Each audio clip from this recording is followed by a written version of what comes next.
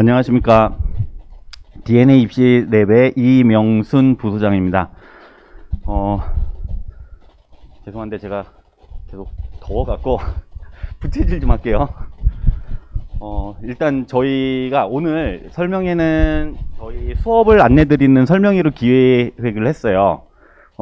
이게 우리가 설명회 순서가, 그러니까 원래 저희가 사실 3월 달부터 계속 설명회를 했었거든요. 그래서 이제 3월에는 입시하고 관련된 설명회, 이 외고 자사고 특목 입시하고 관련된 설명회를 진행을 했었고, 그리고 이제 4월 달 자소서 설명회를 했군요. 자소서하고 면접 설명회를 크게 한번 했었고, 그리고 4월에는 저희가 입시하고 관련된 설명회, 그래서 이제 학교별로 쭉 소개를 하고, 이제 학교 입시 실적이라든지, 그래서 이제 자사 특목 어떻게 선택하는지 해서 이런 설명회가 진행이 됐었고요.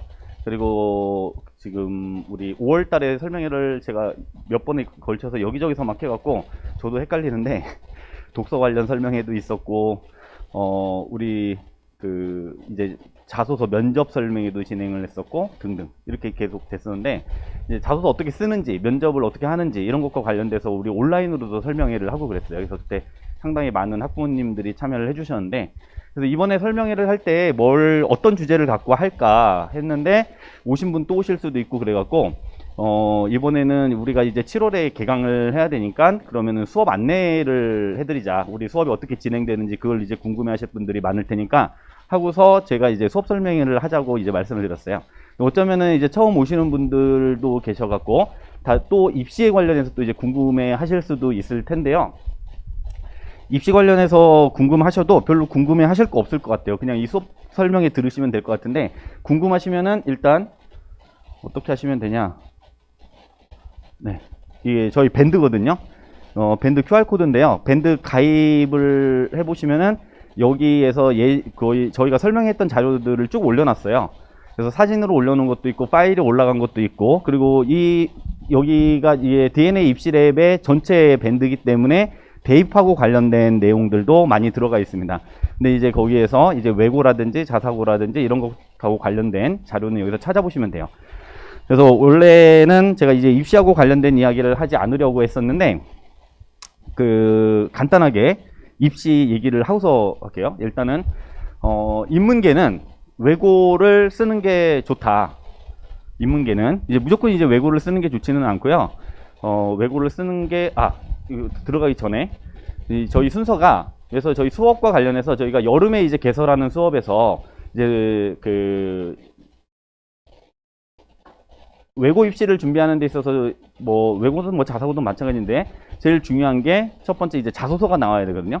그래서 이제 자소서, 그리고 이제 학생부 이렇게 이제 준비가 돼야 되는데, 이제 그것과 관련된 어떤 비교과와 관련된 그런 내용들, 그것을 준비하기 위한 이제 독서 수업하고 우리 사회 이슈 특강 이런 것들이 있어요. 그래서 이제 그 부분을 제가 설명을 드릴 거고, 이어서 저희가 이제 본격적으로 이제 자소서 수업하고 면접 수업을 열거든요. 그래서 자소서를 먼저 열고 자소서를 바탕으로 해서 면접 문제를 만들기 때문에 이어서 이제 면접 수업으로 그 자소서 수업들이 다 전환이 돼요. 이제 그 부분을 이제 이태재 선생님이 진행을 해주시고요. 그리고 우리 그다음에 이제 대원외고 수학, 어머님들이 보통 생각을 하실 때, 이제 제가 컨설팅 할 때 꼭 그 얘기를 하는데, 아이들 수학이나 이런 것들 특히 이제 수학이죠. 수학의 선행 정도를 항상 물어봐요. 왜 그러냐면은 사실 외고를 가면 되게 좋죠. 뿌듯뿌듯하니까, 그죠? 이제 외고 교복을 입는 것도 그렇고 엄청 좋을 텐데, 문제는 뭐냐면 거기 가서 내가 들러리를 서면 안 되잖아요.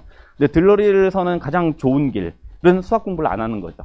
그래서 저희 입시만 이제 이야기를 할 것이 아니라, 사실은 이제 가기 전에 어느 정도 공부를 해놓고 가서 이제 내신을 어떻게 대비를 해야 되는가, 이게 정말 중요하거든요.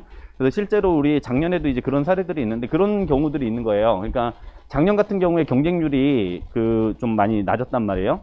조금 살짝 올라갔었어요. 근데 이제 어떤 학과 같은 경우는 경쟁률이 이제 미달이 되는, 그러니까 완전 미달은 아니고 면접으로 넘어가지 않는, 이제 1.5배수가 되지 않는 이제 그런 미달 사례가 있었기 때문에, 그런 경우에는 1단계가 다 통과돼서 이제 면접을 넘어간단 말이에요. 그렇게 하고 면접에서 붙었는데 실제로 올해 1학년을 보내면서 이제 내신이 너무 안 나와서 고민을 하는 경우, 뭐 심지어는 이제 학교를 전학을 갈까 뭐 이런 경우도 있기 때문에 어머님들 이제 외고를 보내는 것만이 목적이 아니라 보낼 때 얘가 어느 정도 해갖고 갈지 이제 그런 것들을 좀 생각을 하셔야 되겠습니다.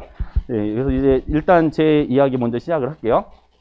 자, 독서가 중요한가? 아, 죄송합니다. 입시 얘기 아까 다시 드린다고 했던 거. 기본적으로 일단 예전만큼은 아닌데요.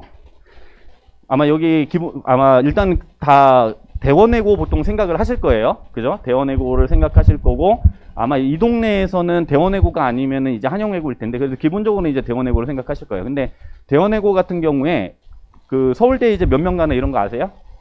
혹시 들어보신 분도 있고, 조사해 보신 분도 있고 그럴 텐데, 보통 서울대가 한 30여 명 정도, 수시에서 한 30여 명 정도 이렇게 들어가요. 그러니까 얘네들 정원 한 250명 정도 봤을 때 30여 명 정도 간다는 건 정말 많이 가는 거죠. 예, 왜냐면은 외대부고가 수시에서 한 30여 명 가거든요. 30, 한 5, 6명, 6명 이 정도 들어가요.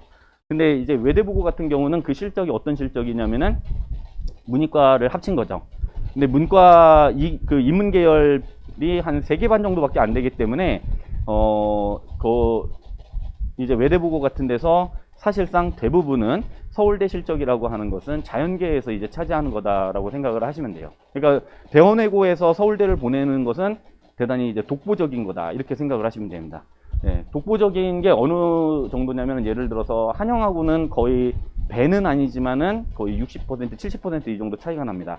그러니까 상당히 많이 가죠. 정시로도 많이 가기 때문에 대원외고는 일단 뭐 인문계에서는 독보적이고 타의 추종을 불허한다. 네, 그래서 제가 외대부고에다가 전화를 했어요. 인문계 너희는 어떠니? 너희라고는 안 했죠, 당연히. 이제 궁금하니까 물어보려고 전화를 했는데, 우연히 거기 이제 진학부장 선생님하고, 진학부장이 아니라 3학년 부장 선생님하고 통화를 하게 됐었는데, 이렇게 실적을 좀 말씀을 해주시더라고요. 이렇게 물어보는데, 이제 느낌이 이제 외대부고를 자꾸 써라. 우리 인문계 잘한다. 그러는데, 대원외고를 말씀을 하시더라고요. 그래서 좀 의식을 하시는 것 같아요. 뭐 어쨌든 이제 그런 느낌을 좀 받았어요. 그러니까 근데 뭐 절대적인 그냥 숫자가 거기가 한 100명, 인문계가 100명이 채 안 될 테니까 이제 그걸로도 적기는 하지만 근데 붙는 인원 수로도 보면은 이제 훨씬 외대부가 적기 때문에 인문계만 따지면요. 그래서 이제 대원외고 같은 경우는 훨씬 좋다. 근데 맨날 서울대 얘기만 하니까 그럼 연구대는 또 이러는 거죠. 그죠? 예. 물론 지금 연구대 생각 안 하시죠? 지금은 서울대 생각을 하실 텐데 연구대 몇 명 갈 것 같아요? 연구대가 보통 얼마 전까지만 하더라도 한 100명씩 갔어요. 100명. 엄청나게, 그러니까 100건씩 합격 건수가 나오는 거죠. 100건씩 정확히는. 예, 그 정도 나오는데, 지금은 한 60여 건. 네, 60여 건. 많이 줄었네요. 근데 다 줄었어요. 학령 인구도 줄었고, 얘네들이 쓰는 전형 자체가 좀 바뀌어갖고 줄은 것도 있고 그러기 때문에, 다른 학교들도 똑같이 비교해보면요. 똑같이 반씩 이렇게 다 줄어들었어요. 그거에 비하면은, 외대부고래. 대원외고는 여전히 선방하고 있는 거고, 엄청 잘 보내고 있는 거예요. 그러니까, 예를 들어서 연대만 한 60여 건, 그리고 고대만도 한 60여 건, 이 정도 합격 건수가 나오는데, 이 동네에서 보통 보면은 한 20건에서 한 30건 정도 나와요. 이 동네 강남에 있는 학교들 보면요. 근데 그게 마찬가지로 아까 외대부고 말씀드릴 때랑 비슷하게 문이과를 합친 거죠. 네, 그렇게 생각을 하면은 여전히 외고는 상당히 매력적이다. 매력적이긴 한데 나에게도 매력적일까는 내가 얼마나 가서 내신을 잘 따라갈 수 있느냐 이제 그거에 달려 있습니다. 자, 이제 됐죠. 이렇게 되고 이제 또 궁금하신 것은 아마도 이제 작년 같은 경우에 이제 이 외고하고 국제고는 전부 1.5배수가 넘어가거든요. 단계 전형에서 1단계에서 1.5배수를 뽑아서 넘어가는데 그러니까 경쟁률이 1.5대 1이 안 되면 1.4대 1, 1.47대 1 이렇게 되면은 전부 면접으로 넘어가는 거예요. 그죠? 간단하죠? 예, 그러면 1.5대 1이 넘어가면은 면접으로 경쟁을 이제 1단계에서 걸러지는 게 생긴다는 거고요. 예, 그러면은 보통 경쟁률로 보면은 어느 정도냐라고 하면 작년에 한영외고가 한 1.37대 1, 3.5대 1 이런 학과들이 되게 많았고 대원외고는 1.5대 1 거의 안팎이었어요. 그러니까 1.5대 1이었고 약간 특이한 게 이제 대일외고 같은 데가 1.5대 1 넘는 학과들이 좀 많았죠. 그래서 뭐 1.6대 1, 7대 이렇게 되지는 않았고 1.55대 1 뭐 이런 식으로 됐던 거예요. 그러니까 1.5대 1 거의 안팎으로 이렇게 형성이 됐었기 때문에 운이 좋았으면은 1단계에 그냥 통과돼서 갈 수 있는 가능성이 있었는데, 제가 설명회 때 올해 설명회 때마다 계속 말씀드리는데 올해는 힘들다라고 저는 이제 예상을 해요. 왜 그러냐면은 그 올해가 그때가 황금돼지 때 해였나요? 그때가 그게 제가 그 학령 인구를 조사를 해보니까 출산 인구하고 학령 인구를 조사를 해보니까 작년보다 10%가 딱 10%가 많아요. 그래서 작년이 42만인가 그랬는데 지금 46만이에요. 네, 전체가. 그래서 이제 경쟁률이 이제 10% 정도가 증가할 것으로 생각이 들고, 거기다가 지금 자사고 특목고 폐지하고 관련된 이슈가 사라져 버렸죠. 그렇기 때문에 어머님들도 아마 피부로 느끼실 거예요. 지금 외고 같은 거 생각하는 학생들이 훨씬 많이 늘어났다라는 거.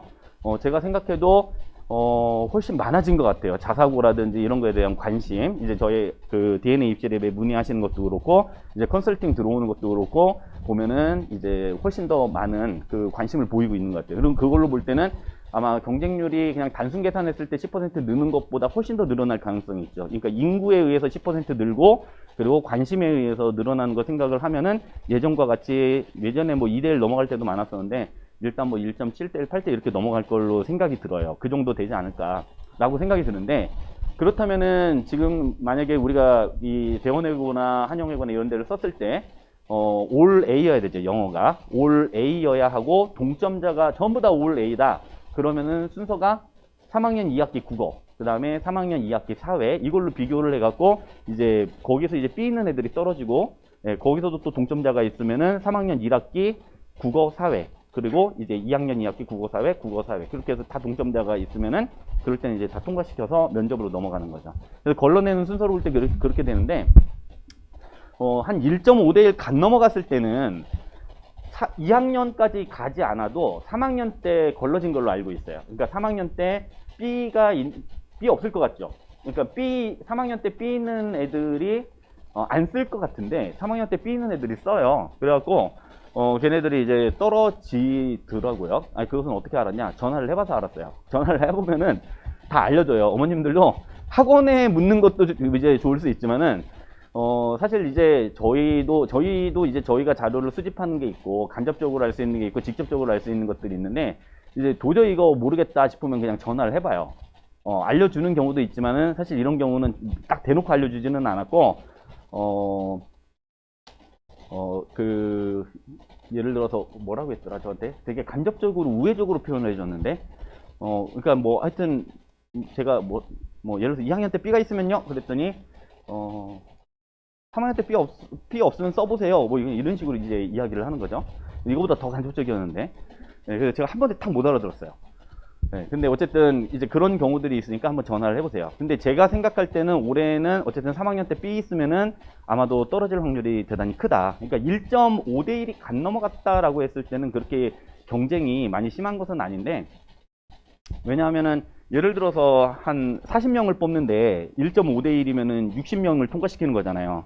그죠? 60명이 통과가 되는데 거기에서 1.55대 1 하면은 거기서 불과 몇 명 넘어가질 않아요. 그러니까 거기서 이제 제껴내는 거라서 1단계만 통과하면 그 다음에는 이제 면접으로 결판난다고 생각을 하시면 돼요. 그래서 이제 1.5대 1 간 넘어갈 때는 3학년 때 B가 있어도 잘하면 갈 수 있었을까 싶었을 텐데, 그리고 2학년 때는 B가 있어도 괜찮았죠. 근데 올해는 좀 어렵지 않을까라고 저는 좀 생각이 들어요. 그래서 상당히 이게 모험이지 않을까 싶습니다.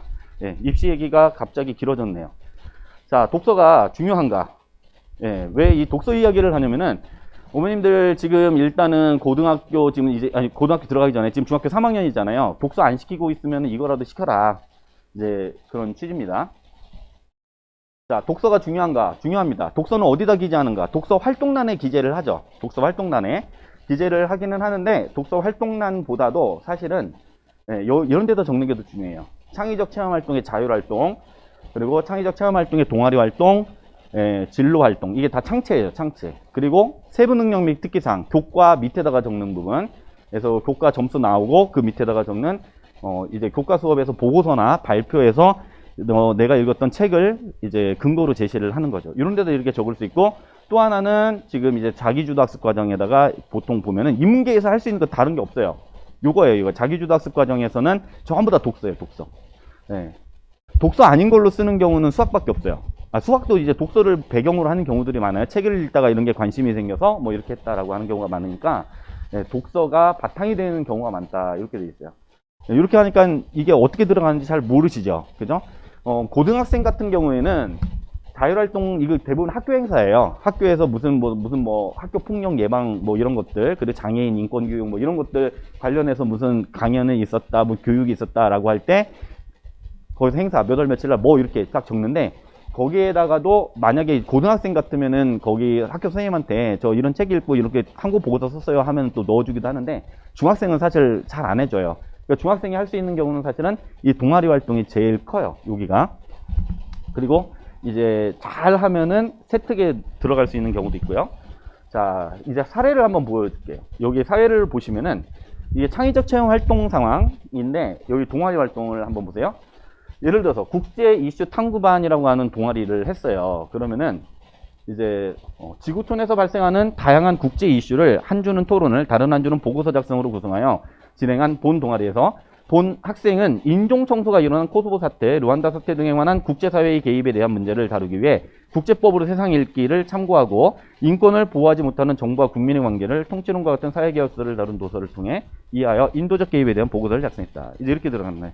이제 보통 아이들이 여기에서 기재가 될 때는, 제가 지금 그 수업을 하는 게 아니라서 그냥 이것만 보여드리는데, 보통 애들 쓸 때는 어떻게 써 있냐면은 국제 이슈와 관련된 주제가 그냥 나열돼 있어요.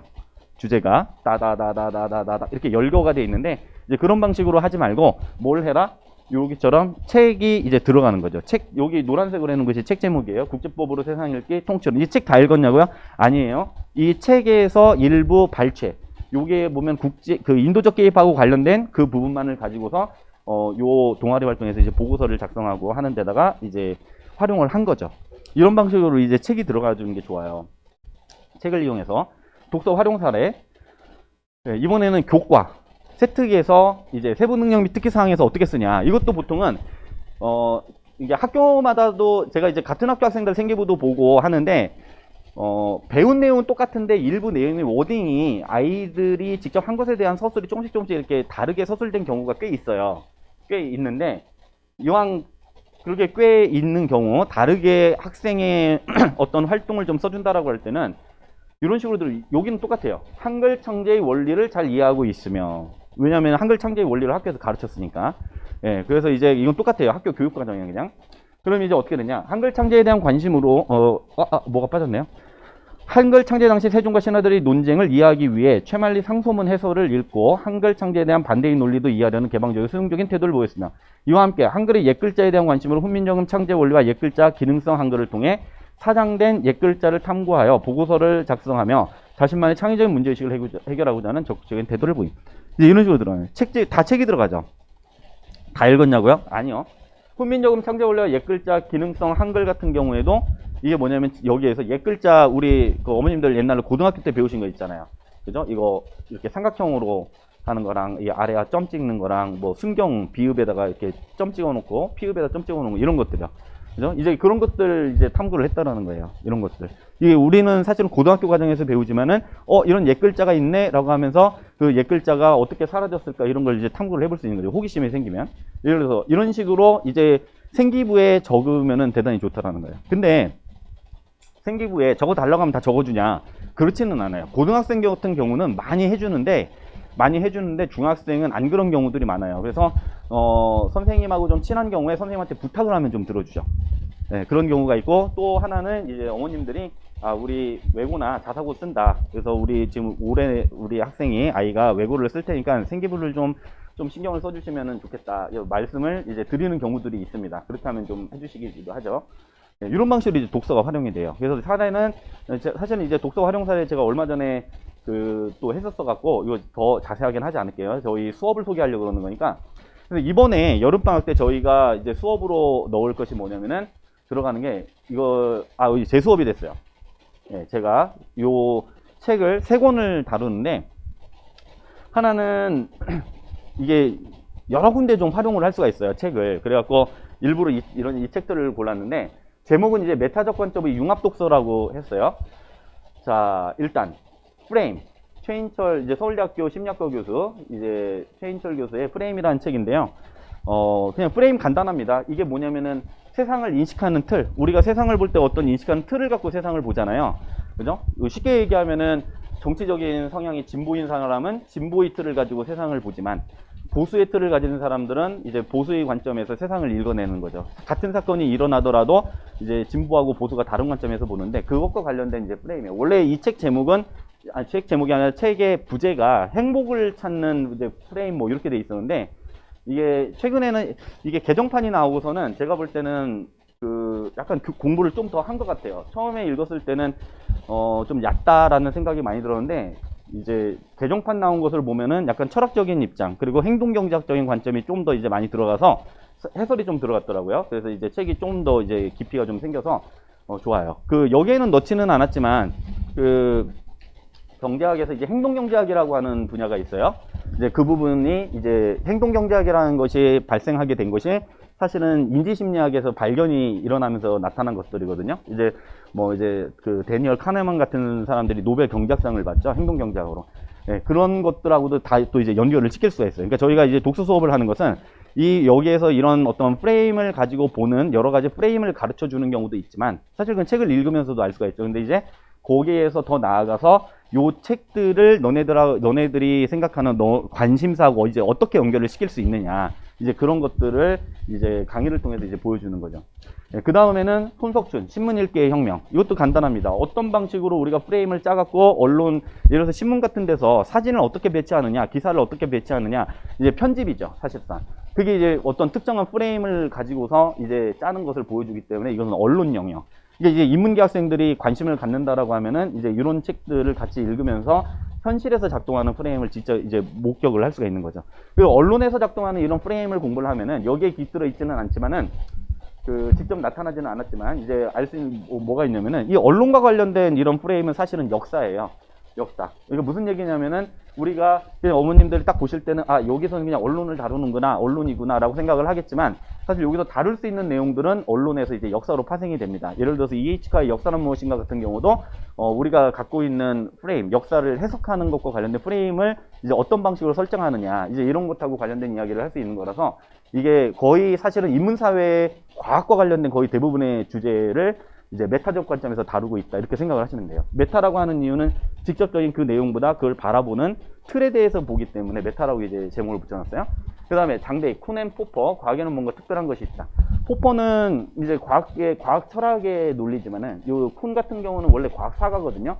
이 쿤 하면 잘 모르시겠지만 아마 패러다임 하면 아실 거예요. 패러다임. 과학혁명의 구조라고 하는 책을 써갖고 패러다임이라는 용어를 학술적인 지위로 만들어 놓은 사람인데, 이 토마스 쿤의 패러다임이 사실상 이 심리학적인 관점에서 말하는 프레임하고 똑같아요. 그래서 이제 과학에 대한 관심을 갖고 있는 친구들은 이런 쪽으로도 이제 같이 책을 읽을 수가 있어요. 그래서 인문계 주제이면서 이제 과학이라든지 인문학에서 가장 그래도 사회과학, 과학, 자연과학의 모습을 띠고 있는 심리학이라든지 이런 것과 관련된 이 책을 이렇게 해서 다룹니다. 그래서 이 책들을 보면서 이렇게 하나, 둘, 셋. 수업 안 들으시는 분들 책 그래도 읽으세요. 아이들 읽으세요. 네. 그래서 이 책 세 개를 다루면서 세 권의 책을 통해서 이제 심리학, 언론, 그리고 이제 과학, 철학. 근데 사실 영역은 인문학과 관련된 여러 영역들을 다 종합적으로 다루게 됩니다. 예를 들면은 아까 프레임 말씀드릴 때 이런 거, 이 신문 읽기의 혁명 같은 거 딱 주제가 뭐겠어요? 신문, 언론, 진실 보도, 진실하면은 역사, 또 파생시키면은 문학. 그죠? 문학의 진실성. 이런 쪽으로 이제 연결이 돼서 이제 강의가 이제 이루어질 거예요. 그러니까 막 이렇게 발산을 딱 시켜놓을 수가 있어서 특정 주제를 가지고 주제어가 다른 영역에서는 어떻게 작동하는가를 볼 수 있기 때문에 다양한 관심사를 이제 충족시키는 그런 수업이 될 수 있을 겁니다. 죄송합니다. 이건 제가 아니고 최윤실 선생님. 저희 어머님들 거기 시간표 보시면은 최윤실 선생님으로 되어 있을 거예요. 네, 최윤실 선생님이 3회에 걸쳐서 이슈 특강을 해요. 이슈 특강. 이거 뭐냐면은 이제 올해 우리 사회에 있었던 이슈 중에서 우리가 좀 논쟁적으로 어떤 쟁점화 시켜서 다뤄볼 만한 것이 무엇가 있을까라고 했을 때 이제 그것들과 관련된 주제를 잡았는데 3개를 잡았어요.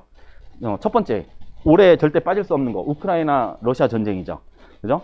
근데 여기에서 보면은 이것은 역사, 그죠? 역사적인 배경에서부터 정치적인 관점이 이제 깃들어 있는 것도 있고, 경제, 외교, 다각적인 측면에서 이 전쟁에 대한 이제 분석을 이제 하게 되는 거죠. 그러면서 이 전쟁과 관련된 여러 가지 이야기를 들을 수 있는 것이고, 두 번째는 이제 기후 위기.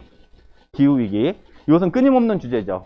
끊임없는 주제인데, 이 기후 위기도 여러 측면에서 우리 경제 분야, 국제 협력이라는 분야 또는 환경이라는 분야, 사실 이게 이제 과학 같은 것이 같이 끼어 들어오는 게, 이 기후 위기가 진짜 위기냐 아니냐라고 하는 이제 음모설 같은 경우도 있기 때문에, 이제 그런 부분과 관련된 이제 이야기도 이제 가능한 것이죠. 그리고 그 다음에는 인권, 이제 시민불복종, 평등, 사회적 약자라고 하는 큰 주제를 잡아놨는데, 실제로 예를 들어서 우리 사회에서 지금 어머님들은 아마 좀 덜 할 수도 있는데, 아마 몇 년 전, 아니 한 5, 6년 전만 했어도 우리 아이가 어릴 때, 예를 들면 요즘에 뭐가 있냐면 노키즈 존 이런 거 이제 생겨나고 있잖아요. 그래서 이제 그런 것과 관련된 우리 사회에서 나타났던 어떤 쟁점들을 가지고 이런 이제 윤리적인 주제화 시켜서, 윤리적으로 주제화 시켜서 이제 그것들을 다룹니다. 그래서 이것을 다루면서 이것과 관련된 책이나 참고할 수 있는 글들을 이제 알려주면서 아이들이 이제 보고서를 만들 수 있는 소스들을 이제 제공을 해주는 거죠.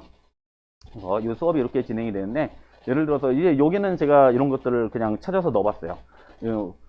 우크라이나 어디 있나 아세요? 우크라이나. 여기 있죠, 여기. 우크라이나. 여기 보이는 여기 크림반도. 맨날 러시아가 이거 옛날부터 차지하려고 했던 크림반도. 크림반도 전쟁. 예. 여기가 이제 흑해인데 되게 재밌는 게 여기 닫혀 있잖아요. 여기 사실 이렇게 보니까 닫혀 있는데 여기 뚫려 있어요. 뚫려 있어요. 그럼 이제 이렇게 해서 배로 이렇게 나왔는데 여기가 그리스입니다. 여기가 저기죠, 터키, 이탈리아. 이게 이제 지도 같은 거 보면은 되게 재밌습니다. 이런 것도 이제 수업을 하다가 보면은 아마 이제 선생님께서 아이들이 역사적으로 이제 어떤 배경이 있는가, 소련이 이제 해체하고 관련된 이야기부터 이제 시작을 이제 해주실 거고, 예를 들어서 이런 것들, 이제 아이들 보면은 이게 뭐냐면요, 아이들 아마 이런 거 보면 되게 신기할 거예요.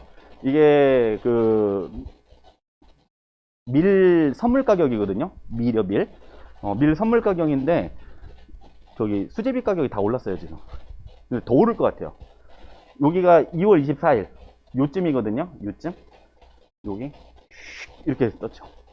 근데 이거 떨어지기는 했는데 여전히 이만큼 올라와 있어요, 가격이. 이제 경제적인 측면에서, 아니면 우리 식량, 우리가 밀 가격 하니까 식량 하니까 뭐 이게 단순히 그냥 경제적인 이야기 같은데, 사실 2008년, 2009년에도 우리 기후 위기로 인해서 이상 기후가 오면서 밀 생산량이 전 세계적으로 반으로 줄어들었었어요. 아마 어머님들 아마 그건 아실 거예요. IS 그죠?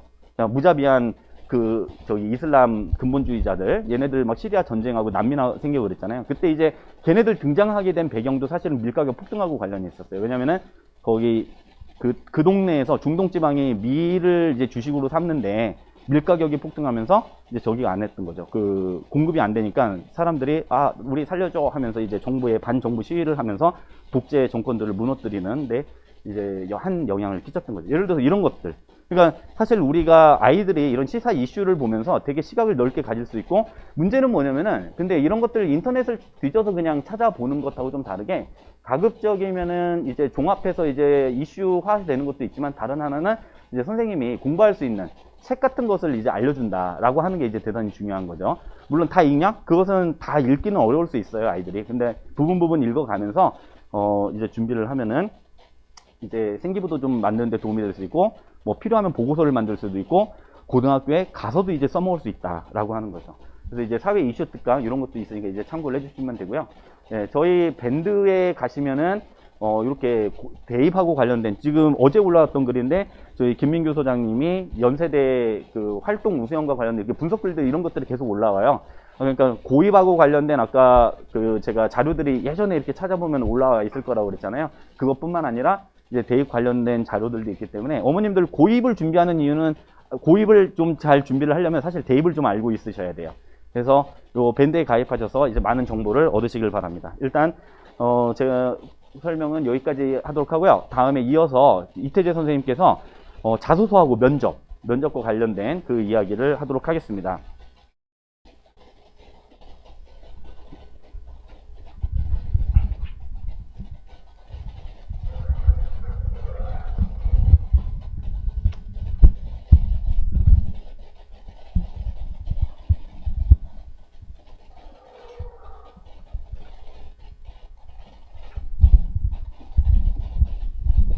안녕하세요.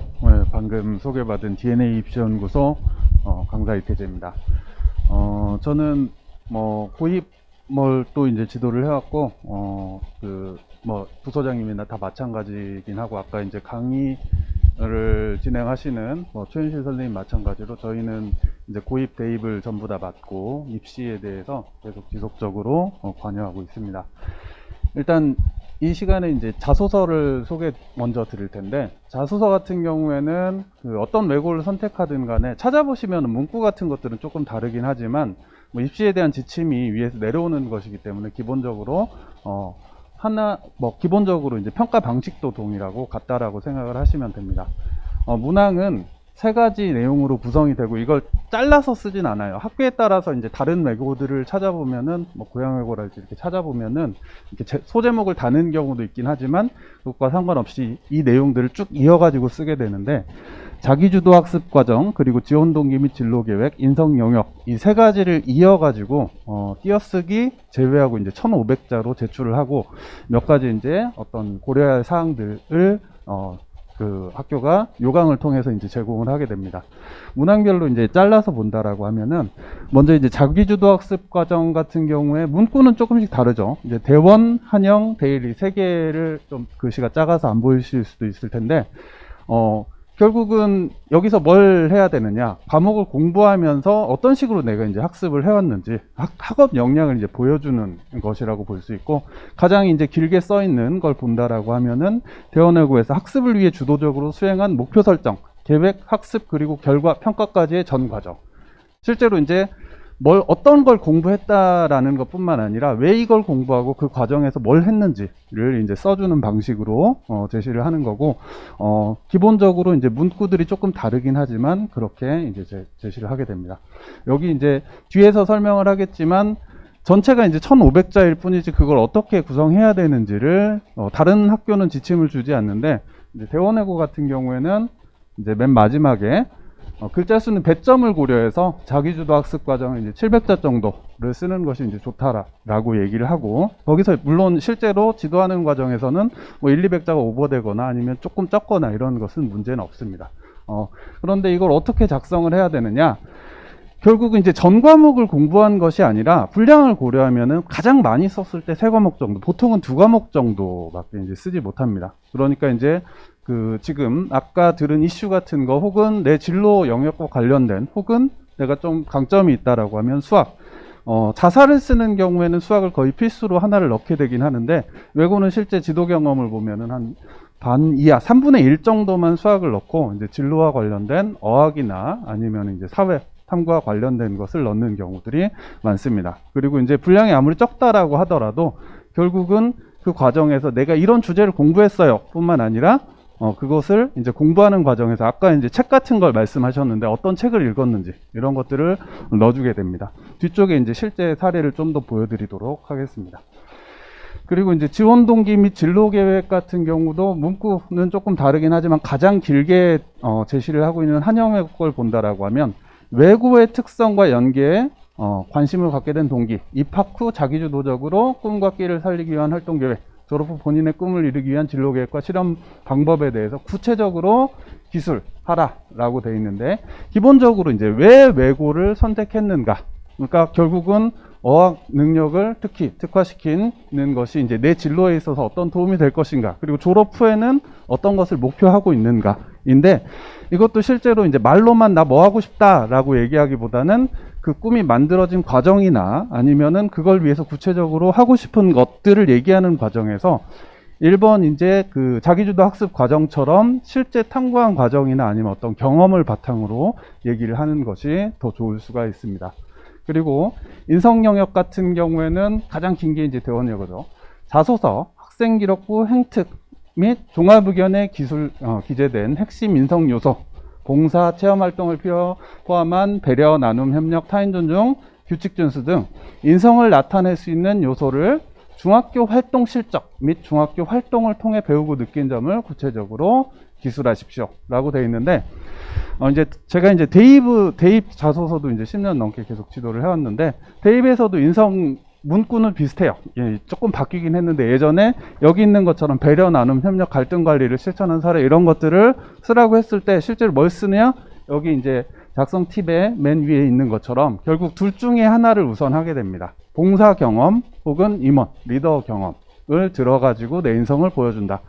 배려를 실천하는 것도 결국 타인과 연계되는 것이고, 협력을 이끈다라거나 아니면 존재하는 갈등을 내가 원만하게 만든다라거나, 그래서 이제 실제로 실적이 있는 임원이나 리더를 통해 봉사활동을 통해서 얘기해 주는 것이 가장 이제 그 평가자에 있어서도 신빙성을 높여주는 것이기 때문에 그걸 우선 하되, 내가 이제 임원 경력이 없고 그리고 아무래도 지금 3년을 코로나 상황에서 보내다 보니까 의식적으로 정말 챙기지 않았다라고 하면 봉사 경험들이 좀 부족할 수가 있습니다. 뭐 그렇다라고 하더라도 그게 부족하다라고 해서 떨어지는 건 아니에요. 그러니까 뭐 학교 축제랄지 아니면은 동아리 활동에 어쨌든 참여하는 과정에서, 그러니까 내가 가진 안에서의 이제 최선을 보여주면 된다라는 거고, 맨 마지막에 적어 놓긴 했는데, 이제 이런 인성을 말해보라라고 하면은 학생들이 그냥 쓰게 되면 뭘 쓰게 되면 나는 이런 사람입니다 하고 이제 자신의 인성을 문장으로 그냥 표현을 하게 되는데, 그게 아니라 그것도 결국 구체적인 에피소드를 통해서 보여주는 것이 타당합니다. 이제 대원외고나 이제 대원한영, 제가 이제 3개 학교만 놓긴 했는데, 이제 명덕까지 이제 빅4가 아닌 학교들도 이제 제가 요강들 같은 것들을 찾아보고 지도할 일이 있어서 보다 보면은 아주 자세하게 이렇게 써라라고 얘기하는 학교도 있긴 해요. 거기서도 우리 그 인성을 얘기할 때 네 인성을 그냥 문장으로 말하지 마라, 에피소드로 보여줘라, 이렇게 얘기하는 실제 이제 학교의 입으로 얘기를 하기도 합니다. 이렇게 새 문항으로 구성이 되게 되고, 이제 추가사항, 이건 절대 어겨서는 안 되는 거죠. 1, 2, 3 항목의 내용을 반드시 순서대로 빠짐없이 쓰라.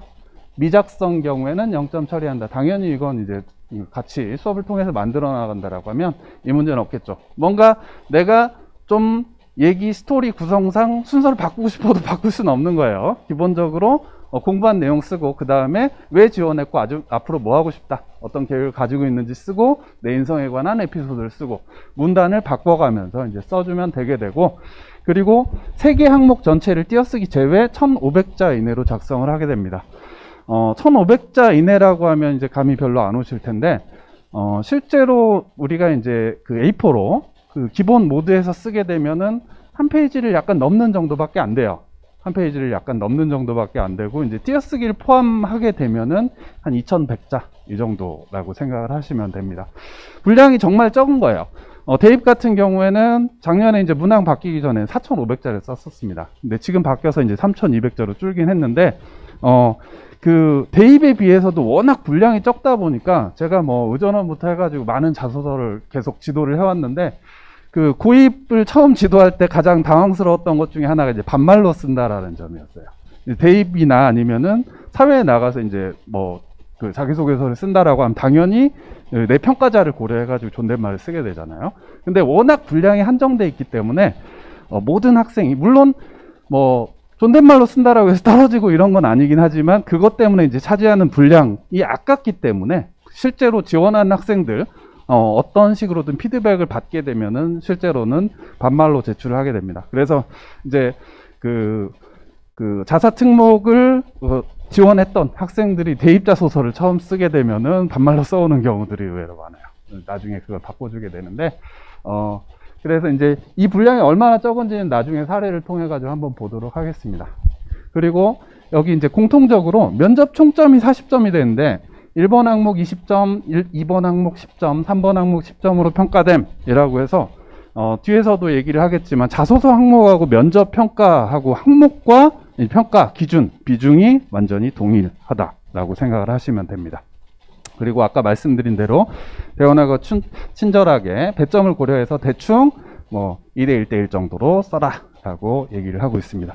당연한 거긴 하지만 수상을 쓸 수 없죠. 외부 수상을 포함해서 쓸 수 없고, 그리고 어학 성적이나 아니면 인증 같은 걸 쓸 수 없고, 그 다음에 자격증, 영재교육 수료 여부, 그리고 부모님의 이제 어떤 사회경제적 지위를 암시할 수 있는 상황, 본인이 누구인지를 알 수 있는 상황, 이런 것들을 쓰게 되면은 뭐 감점하거나 아니면 0점 처리하는 기준을 가지고 있기 때문에 이걸 뭐 걸러주는 것은 중요하고, 기본적으로 같이 써나가게 되면 이런 부분들을 이제 놓치게 될 일은 없다고 보셔도 됩니다. 이제 입시에 대해서 아마 이제 설명회 같은 거에 참여를 하셨다라고 하면 이해하고 계시리라고 생각을 하지만, 자기소개서는 실제 이제 평가가 200점 만점으로 이루어지는 과정에서 면접 점수하고 1단계 성적으로 평가하는 과정만 있지, 자기소개서는 점수가 별도로 없어 보이긴 하지만, 문항이 동일할 뿐만 아니라 대원외고가 실제로 작년 요강을 보시면 알겠지만 면접을 위한 사전 단계인 서류평가도 면접 점수에 포함된다 라고 얘기를 합니다. 그러니까 면접, 결국은 이 1단계가 아까 이명순 부소장님께서 말씀하신 것처럼 올해는 이제 그 전원이 만점이 아닌 경우들도 있을 수는 있긴 합니다만, 오히려 이제 경쟁률이 높아진 상황에서는 어떻게 되겠어요? 대부분이 1단계는 거의 동일한 점수를 가지고 2단계로 넘어가기 때문에 2단계에서 합격이 완전히 결정되게 되는데, 이 2단계 면접이라는 것이 이제 대원외고가처럼 이제 서류 자체의 점수를 주냐 아니냐를 떠나서도 이제 면접 문제가 어떻게 만들어지느냐를 보면, 실제 나온 문제들 찾아보시면 아마 아실 겁니다. 전부 다 자소서를 보고 거기서 이건 뭐냐? 이건 뭐였냐?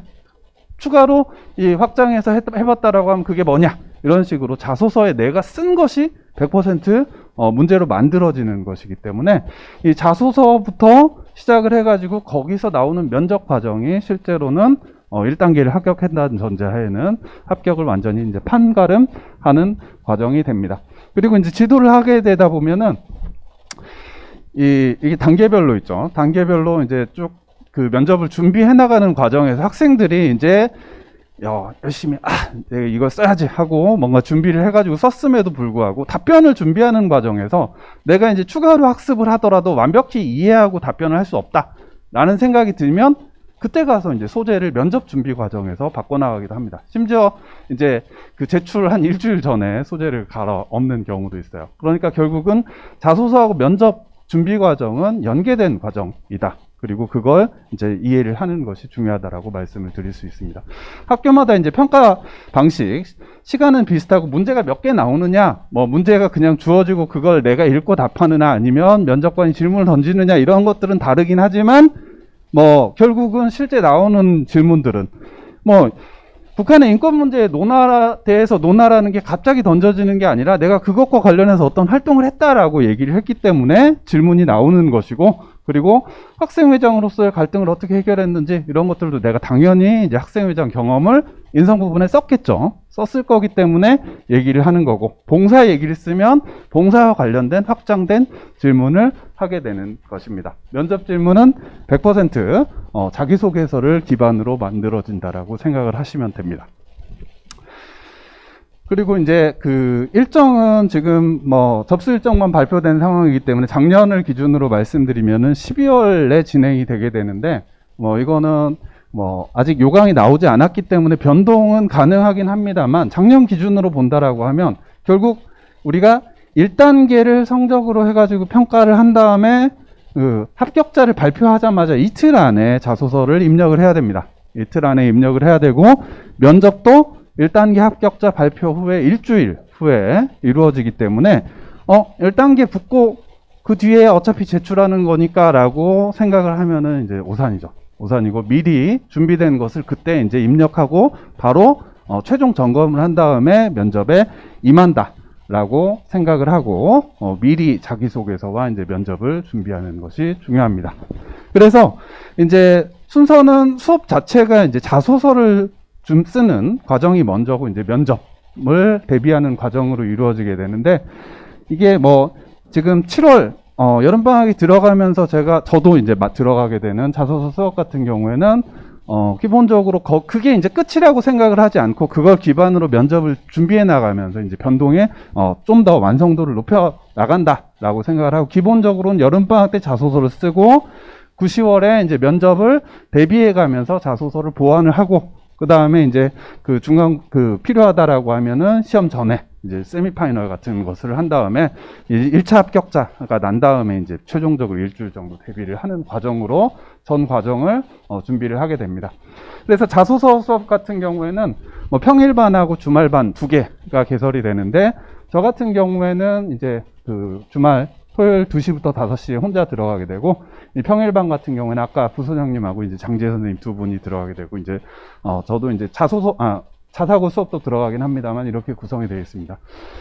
기본적으로 이제 그 자소서를 지도할 때도 대입에서도 대부분 선생님들이 이제 문과만 지도하거나 이과만 지도를 하시거든요. 근데 저도 이제 대입에서 좀 드물게 문이과를 다 지도하는 강사다 보니까, 이제 만약에 이제 수학이나 아니면 그런 것에 대해서 이제 역량을 좀 보여주고 싶다라고 하더라도 이제 통합적으로 지도를 해나갈 수가 있고, 이 반 같은 경우에는 사실 각 반 6명으로 마감을 하게 됩니다. 그냥 쓰는 방법을 강의하는 것이 아니라 써나가는 과정을 서포트하는 수업이라고 생각을 하시면 돼요. 각 반 6명으로 마감해서 3시간 수업 구성은 20, 30분 정도 각 항목별로 이제 주안점은 무엇인지를 간단하게 얘기를 한 다음에, 결국 한 학생씩 순차적으로 상담을 하면서 학생분 아니면 관심사에 맞는 어떤 내용과 스토리 라인을 같이 잡아나가고, 나머지 학생들은 노트북을 들고 와서 자신의 이제 내용을 정리하고 실제 초안을 써나가고, 그걸 계속 매주 반복하면서 점검하는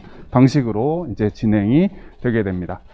그 수업이 끝나자마자, 5주 수업이 끝나자마자 이제 면접반으로 바로 이동을 하게 됐는데, 그 시간 그대로 가고, 이제 평일반 같은 경우에는 이제 계약을 하기 때문에 2시부터 5시에 못하고 요일은 같은데 이제 저녁으로 이동을 하게 됩니다.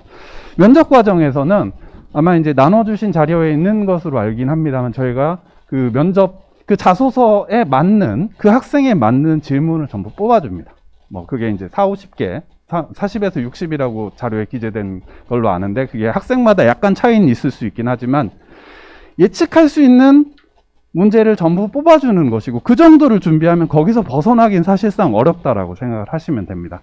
대입 과정에서도 이제 서연고는 뭐 제시문 구술 중심이긴 합니다만, 중대 이하 같은 경우에 이제 서류 기반 면접이에요. 서류 기반 면접인데 학생부가 있고 자소서가 있고, 그리고 이제 저하고 면접 수업을 하게 되면은 한 80에서 100개 정도 문제를 뽑아가지고 연습을 하게 되는데, 준비한 거에서 안 나왔다는 얘기를 들어본 적은 없습니다.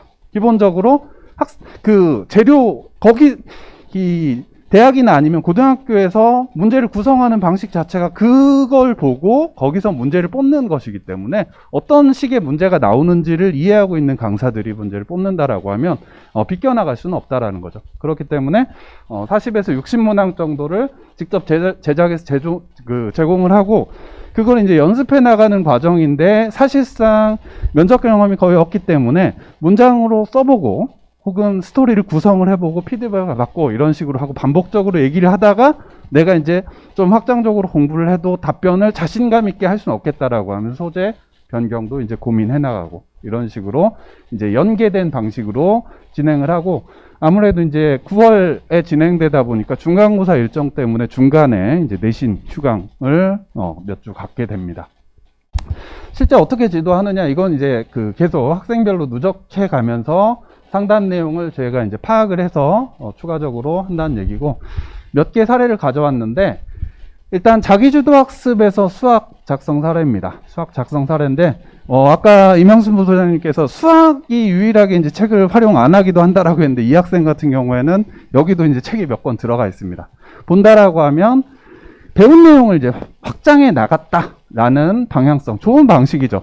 결국은 배운 거에서 시작을 하는 건데, 무리수를 배운 다음에 추상적인 정의에 흥미를 느껴서 다큐프라임 문명과 수학으로 개념을 이해하고 책을 읽으면서 규류법이라는 것으로 확장하고, 그 다음에 중명 과정의 중요성을 깨달은 다음에는 책을 추가로 읽으면서 어떤 관심사를 확장해 나가는 모습을 보여줍니다. 제가 이제 밑에다가 234자 4문장 이 정도로 써놨는데, 이제 여기는 이제 책 제목 같은 것들이 들어가기 때문에 한 문장이 좀 긴 편이에요. 긴 편이긴 하지만 실제로는 한 문장이 평균 한 40자에서 50자 정도가 된다라고 생각을 하면 됩니다. 실제 자소서에 자기주도 학습하고, 그 다음에 지원 동기, 진로 계획하고, 그 다음에 인성, 꼭 세 꼭지 중에 이제 자기주도 학습이 가장 길기 때문에 보통은 2과목이나 3과목 얘기를 쓰게 되고, 지원 동기와 이제 진로 계획을 한 문단이나 2문단을 쓰게 되고, 인성 한 문단 정도를 쓰게 된다라고 하면 보통 한 5단락 정도를 쓰게 됩니다. 그러면 평균 내면은 한 300자 정도잖아요. 300자 정도. 300자라고 하면은 거기 들어갈 수 있는 게 234자의 4문장입니다. 그렇기 때문에 보통은 하나의 얘기를 쓸 때 5에서 7문장 정도밖에 실제로는 못 쓴다라고 생각을 하시면 됩니다. 그래서 이제 대입 자소서에 비해서는 이거 가지고 질문할 거니까 물어봐 달라라는 신호를 보내주는 게 고입 자소서라고 생각을 하시면 됩니다. 디테일은 별로 없죠. 뭐 했다? 이제 단계를 보여주는 방식으로 썼고, 이쪽을 보여주는 이유는 이게 이제 2단계에서 이런 자소서를 쓰면은 이런 문항이 나올 것이 예측되기 때문에 이걸 한번 답변을 준비해 보자 라는 식으로 문항을 뽑아주고 연습을 해보는 겁니다. 사실 이것보다 더 나오기는 어렵죠. 그 다음에 이건 이제 토론 과정인데, 여기는 이제 책이 들어가 있진 않습니다만 어떤 주제에 대해서 본인의 견해를 밝혔기 때문에 그것과 관련된 반박이나 이런 것들을 제대로 할 수 있는가를 면접 질문으로 뽑아서 연습을 하고, 학생의 어떤 질문이 나와도 대응할 수 있도록 이제 확장된 질문들을 준비해가지고 대응하는 방식으로 준비를 했습니다. 그 다음에 세 번째는 이제 자기주도 학습을 쓴 사례인데, 지금 학교 이름을 가려놓긴 했는데, 이제 여기는 이제 학교에 대한 관심을 좀 드러내려고 이 학교, 명덕외고인데, 이제 이 학교의 어떤 시스템을 내가 잘 이해하고 그렇기 때문에 지원했다라는 부분하고, 맨 끝에 이제 고등학교에서 활동할 때도 이 학교에 뭔가를 하겠다. 학교에 이제 그 방송반을 이끌고 싶다라고 하면 그 학교의 방송반 이름을 써주는 것이고, 당연하게도 학교 하나를 정해서 지원을 한다라고 하면 그 학교의 이제 특색 프로그램 같은 것들에 대한 이해를 담아줄 필요가 있는 거고, 그리고 이제 관련된 질문을 이렇게 뽑아서 연습을 했습니다. 마지막으로 이제 인성 부분인데, 봉사활동이 있다라고 하면 봉사를 써주는 것이 좋고, 이제 봉사활동 중에서도 그냥 단순하게 뭐 사무 처리를 하는 거나 이런 것보다는 사람들과 관계를 맺어나가는 모습을 보여주는 에피소드를 보여주는 것이 좋습니다. 그래서 뭔가 내가 이제 그 친구와의 관계를 맺는 과정에서 봉사에 대한 사고나 아니면 그런 것들이 이제 변해나가는 과정을 보여주게 되는데, 사실 봉사 같은 경우에는 질문할 건 별로 없어요. 질문할 건 별로 없긴 하지만 당연하게 물을 만한 것들에 대해서 이제 준비를 하게 되면은 면접에는 충분히 대응을 할 수 있다라고 보시면 됩니다. 그래서 이제 강조하고 싶은 건 자소서하고 이제 면접은 연계된 과정이다. 면접은 연계된 과정이고, 그 자소서라는 첫 단추를 어떻게 끼우느냐에 따라서 최종 결과가 바뀐다라고 생각을 하고 미리부터 이제 같이 준비를 해나가는 방식으로 했으면 좋겠습니다. 그럼 제 설명은 여기서 마치도록 하겠습니다. 감사합니다.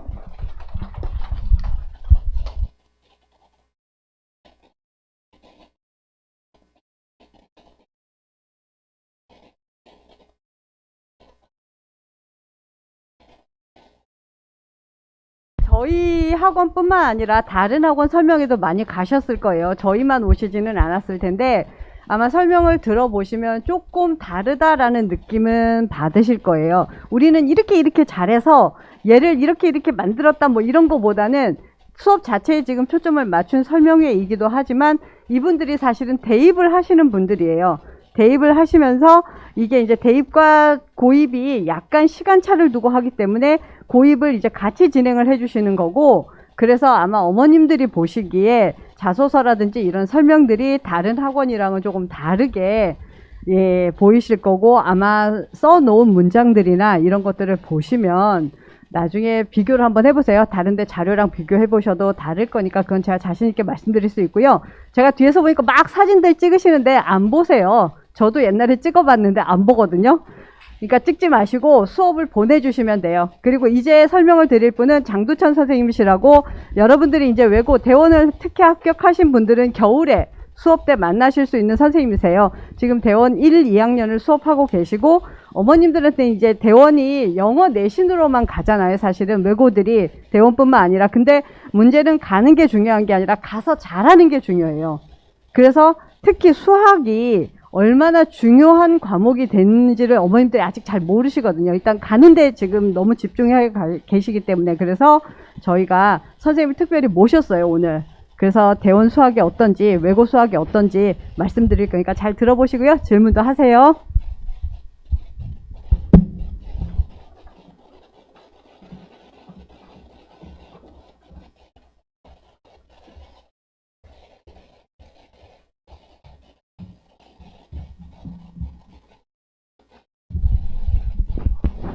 네, 안녕하세요. 저는 현재 대원외고 수학 수업을 하고 있는 장도천 선생님이고요. 현재 대원외고는 뭐 한영외고도 있고 대외외고도 있긴 한데 전반적으로 학교마다 약간씩 차이가 있는 게 학교마다 조금씩 컨셉이 다릅니다. 현재 그래서 대원외고 같은 경우에는 사실상 학교 프린트라 그래서 학교에서 문제를 지정해주고 거기서 시험이 거의 다 나오고 있는 형태로 진행이 되고 있고, 그래서 제일 중요한 게 수학을 잘하느냐보다는 얼마만큼 수학에 투자하느냐로 현재 성적이 나오고 있고요.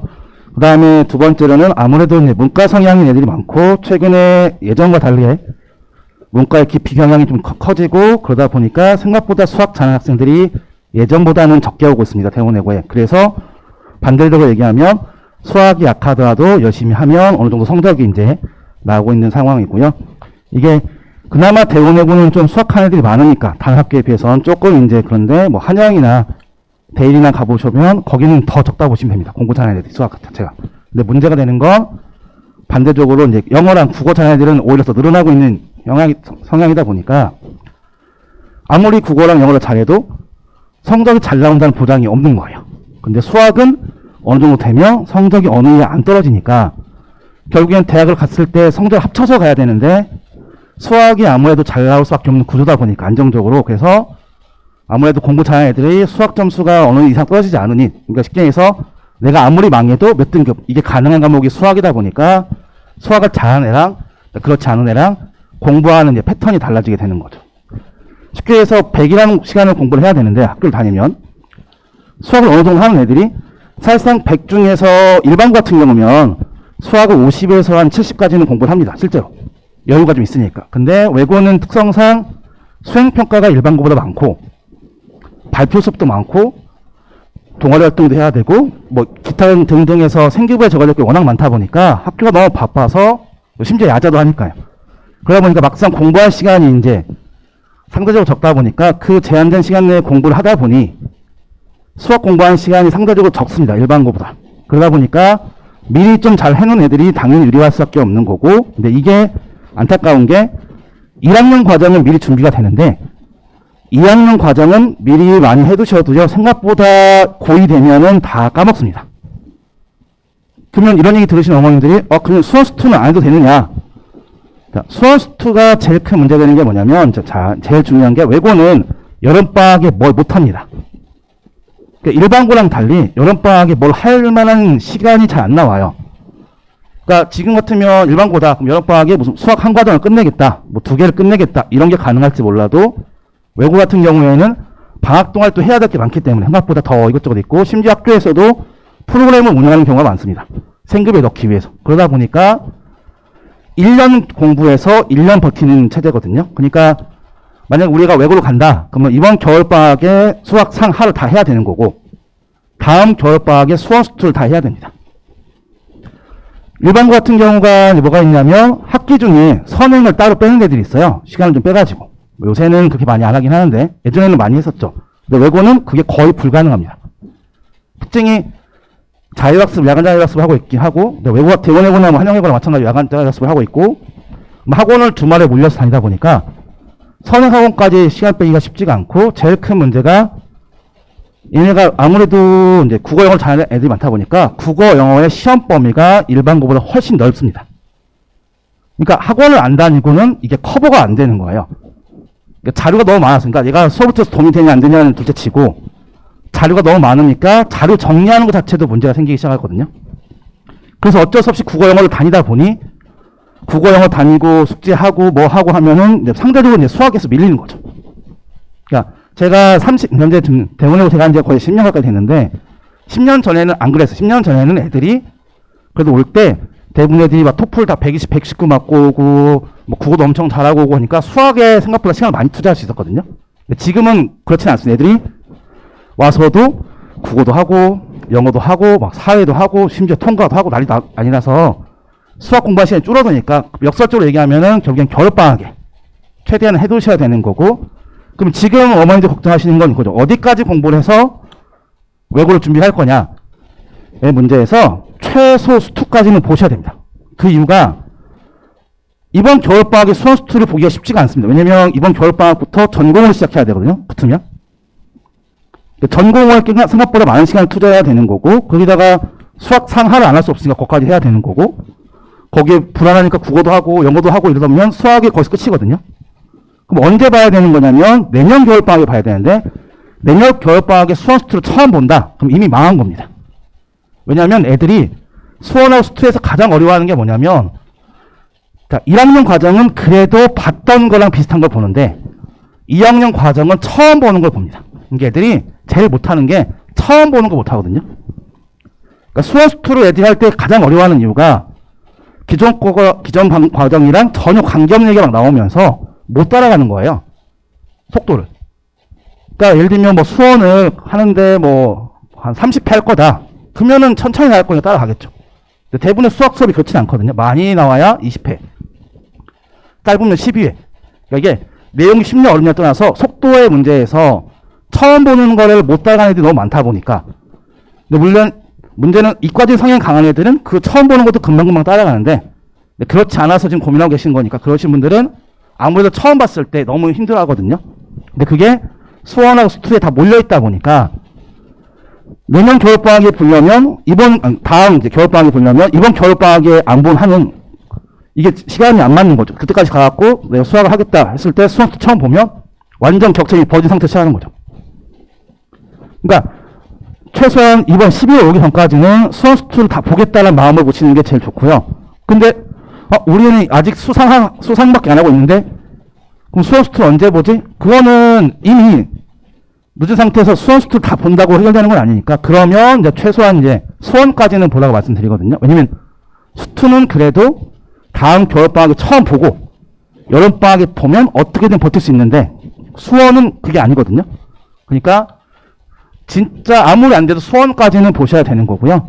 이때 이제 중요한 게 심화를 어디까지 할 거냐, 어느 교재까지 볼 거냐 어머니 많이 물어보시는데, 대원외고에서 이제 잘못 도는 소문 중에 하나가 이제 불능라벨 저자가 있어요. 대원외고에. 그 불능라벨 저자 보시면 뭐 대원외고 쌤, 뭐 신고쌤이 있는데, 그래서 불능라벨을 봐야 된다 이런 얘기를 하는데, 대원외고는 현재 시험이 시중교재에서는 거의 나오지 않고요. 최근에 나오고 있는 모의고사 문제 위주로만 수업을 합니다. 그러니까 우리 애가 실제로 현재 대원외고에 갈 거다. 그러면 무슨 문제를 풀어야 되느냐? 모의고사 문제집을 풀어야 되는 거지 다른 문제를 푸는 건 도움이 안 됩니다. 그러면 실제로 공부하는 애들이 모의고사 문제집만 푸느냐? 그렇지는 않고요. 다양하게 풀죠, 당연히. 왜냐면 일단 실력을 길러야 되니까. 근데 실력을 길러야 되는 목적에서 다양하게 푸는 거지 주는 모의고사 문제거든요. 그러니까 실력 정석이 있는 문제라든지 기타 현재 최근에 보고 있는 어려운 문제집들은 거의 다 이제 대원외고 시험에서 안 나온다 보고 있는 거고, 그럼 대원외고만 그러느냐? 아니, 마찬가지죠. 대일외고나 이제 한영외고도 비슷한 상태인데 차이가 뭐냐면 대일외고가 유독 학부 약간의 의존도 큰 거고, 다른 학교는 조금 이제 더 적은 거고, 그 다음에 수학에서 제일 큰 문제 되는 게 현재 제가 알고 있기로 한영외고는 이제 미적분이랑 기하를 선택해서 수업을 들을 수가 있어요. 근데 대원외고는 아예 안 합니다. 현재 1학년 엄마들도 학교에 달라. 맨날 뉴스 나오잖아요. 미적분 하는 게 유리하다, 기하하는 게 유리하다 해도 학교는 들은 척도 하지 않고 안 합니다. 이유가 왜 그런 거냐면, 얘네가 가고 싶어 하는 게 사실상 외고를 온다는 게 그래도 스카이를 목표로 오는 건데, 스카이를 가고 싶을 때 수능 점수가 몇 점 맞아야 되냐의 문제에서 얘네가 미적분이나 기하를 선택했을 때 그걸 다 맞는 게 아니면 그냥 확통을 다 맞는 게 훨씬 유리해요. 왜냐면 미적분은 공부하는 시간이 너무 많이 걸리니까요. 그러다 보니까 학교에서는 실제로 수업을 엄청 잘하는 애들 빼놓고는 하지 말라 하거든, 대놓고. 실제 현재 고3에서도 이과로 갈아타서 수능을 보고, 모의고사 보는 애들이 있어요.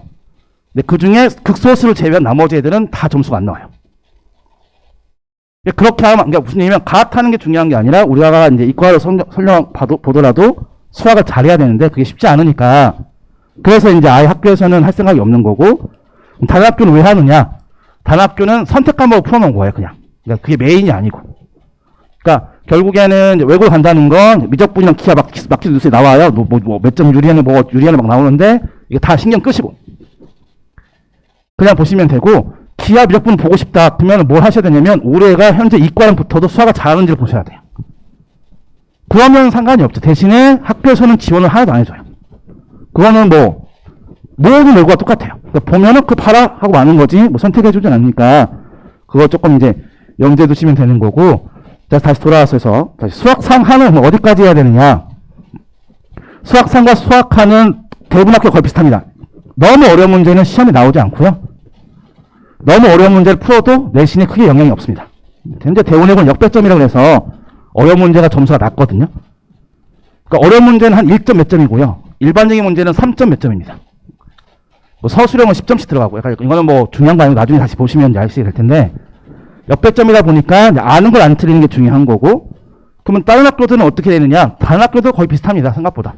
그러니까 지금 현재 외고가 어쩔 수 없이 애들만큼 예전만큼 수학 잘해서 들어오는 게 아니기 때문에, 현재 대치동에서 준비한 내신 대비 보시면, 이제 겨울방 가보시면 그런 반이 생겨요. 최상위 반. 또 완전 킬러 문장 위주로, 내신하는 킬러 문장 위주로 쭉 공부를 하는 애들 반이 있는데, 거기에 나오는 문제는 대운외고나 한영외고나 여기는 하나도 안 나옵니다.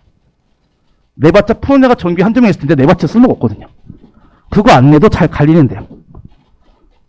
그러니까 그렇게 보시면 되는 거고, 그래서 수학 상하를 공부할 때 너무 어려운 문제 막 푸시는 거는 추천드리지 않습니다. 여기 학교는 그런 건 별로 도움이 안 되고요.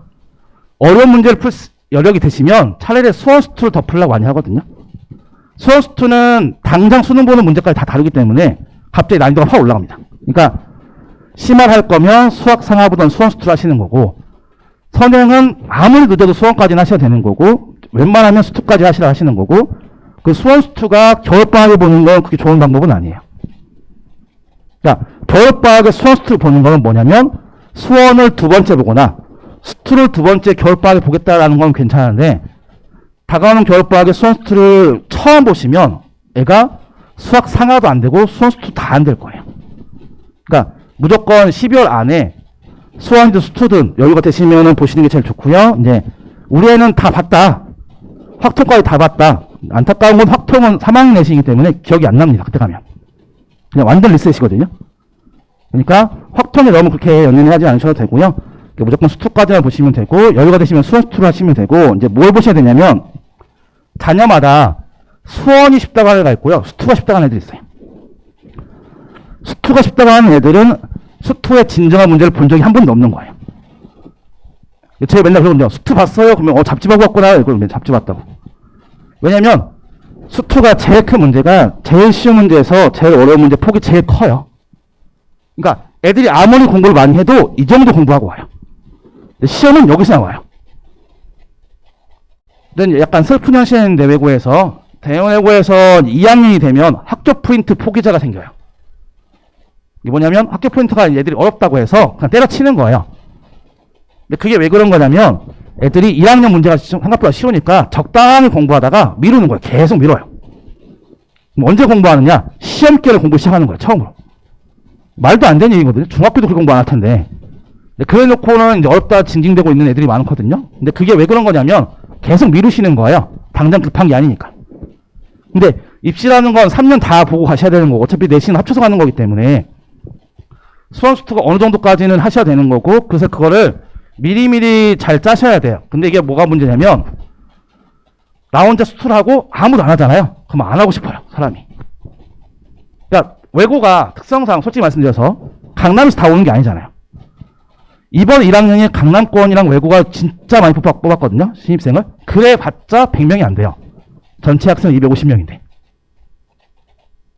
물론 외고까지 해서 이제 다양한 지역에 오늘 다 합치면은 외고 막 국제중 출신 다 합치면은 뭐 100명 넘어가긴 하겠지만, 순수하게 제가 봤을 때 정말 이제 이 동네에서 공부해서 해봤다 하는 애들이 100명이 안 돼요. 그럼 나머지 150명은요. 와서 처음 보는 거예요. 와, 이런 것도 있어? 처음 보는 거예요. 다 자기 동네에서 1등하도 와갖고 내신 5등, 6등 받는 애들이 대부분이에요. 이게 무슨 차이냐면, 생각보다 지 앞에 편차가 심한 애들이 많다 보니까 다수를 따라가면서 같이 공부를 안 해요. 그래서 애들이 어렵다 하는 거지, 실제로는 전혀 그렇지는 않고요.